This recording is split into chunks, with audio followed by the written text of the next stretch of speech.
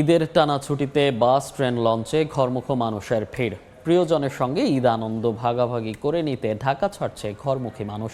এই মুহূর্তে কমলাপুর রেল স্টেশনে আছেন রিপোর্টার নাজমুস সালেহী, গাবতলী বাস টার্মিনালে রাইদুল ইসলাম শুভ এবং সদরঘাট লঞ্চ টার্মিনালে সানবীর রূপল এবং সিরাজগঞ্জে আছেন রিঙ্কু কুণ্ডু। সরাসরি শুরুতে যাচ্ছি সালেহীর কাছে।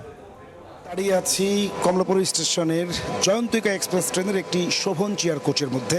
এই ট্রেনটি সিলেটের ট্রেন। এখান থেকে 11টা 15 মিনিটে ছেড়ে সিলেটের উদ্দেশ্যে যাত্রা করার কথা। ট্রেনটি আরও ঘণ্টাখানিক আগে সেই প্ল্যাটফর্মে দাঁড়িয়েছে এবং ট্রেনের যে প্রাথমিক যেই ছাড়ার আগের যে প্রস্তুতি তার সকল কিছুই কিন্তু সম্পূর্ণ হয়েছে। সেটি বলেন ওয়াটারিং কিংবা ক্লিনিং, সব কিছু শেষ। এবং ট্রেনটির যেই কোচ সেখানে আপনি যেটি দেখতে পাচ্ছেন যে বলা চলে শোভন চেয়ার, তারপরেও বেশ খানিকটা ফাঁকা স্বস্তিদায়ক যাত্রা। অর্থাৎ অন্য ট্রেনগুলোতে, বিশেষ করে উত্তরবঙ্গের যে ট্রেনগুলো এখান থেকে সকাল থেকে ছেড়ে গেছে, তার প্রতিটিতে আমরা যেরকম উপচে পড়া ভিড় দেখেছি, গাদাগাদি, ঠাসাঠাসি যাত্রী একে অন্যের কাঁধে উঠে যাচ্ছেন অথবা সিটে বসতে না পেরে অনেকে ছাদে উঠেছেন। ছাদ ভর্তি যাত্রী নিয়ে উত্তরবঙ্গের ট্রেনগুলো সকাল থেকে ঈদ যাত্রা করলেও পূর্বাঞ্চলের ট্রেনগুলোতে কিন্তু এই রকম শোভন চেয়ারের কোচেরই যদি এমন অবস্থা হয়, সহজে কিন্তু অনুমান করা যায় যে এসি বগির অবস্থাটা আসলে আরও কতটা স্বাচ্ছন্দ্যময় আসলে হতে পারে।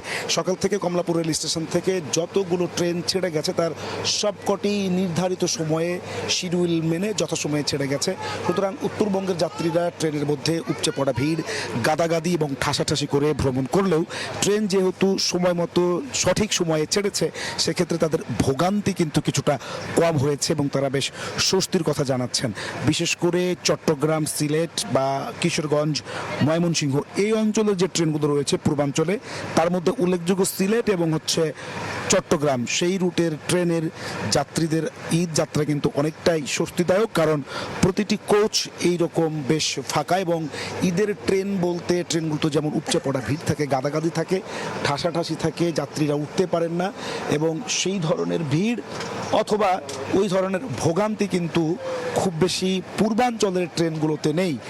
আর উত্তরাঞ্চলের ট্রেনগুলোতে আমরা দেখেছি যে সেই ধরনের ভোগান্তি মানুষের প্রতিটি ট্রেনে আসলে রয়েছে। আজকে সারাদিন কমলাপুর রেল স্টেশন থেকে মোট 44টি আন্তনগর ট্রেন যাত্রী বুঝাই করে দেশের বিভিন্ন গন্তব্যে এখান থেকে যাত্রা করবে। আজকে মোট 3টি ঈদ স্পেশাল ট্রেন যুক্ত হয়েছে রেলবহরে।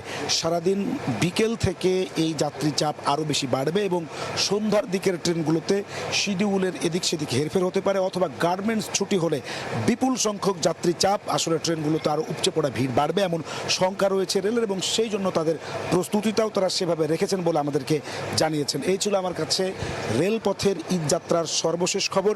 নৌপথে ঈদ যাত্রার খবর জানতে যাব সদরঘাটে, সেখানে আছেন সহকর্মী সানবীর রূপল। রূপল, সদরঘাটে নৌপথের ঈদ যাত্রা এখন পর্যন্ত স্বস্তির বার্তাই দিচ্ছে। সকাল থেকে যে অন্তত 30টির বেশি লঞ্চ এই সদরঘাট টার্মিনাল থেকে ছেড়ে গেছে। চাঁদপুর এবং ভোলা অঞ্চলের লঞ্চ ছাড়া বাকি যে আরও 35টি রুট, সেই রুটগুলোতে যে লঞ্চগুলো ছেড়ে গেছে সেগুলোতে বেশ উপচে লক্ষ্য করা যাচ্ছে না, যায় নাই। তবে ভোলার যে লঞ্চগুলো আছে, ভোলার যেহেতু নৌপথ ছাড়া বিকল্প অন্য কোনো পথ নেই, তাই ভোলা লঞ্চই একমাত্র বাহন। তাই এই লঞ্চের উপরে নির্ভর করেই সবাই ঈদ যাত্রার জন্য ভিড় করেছেন।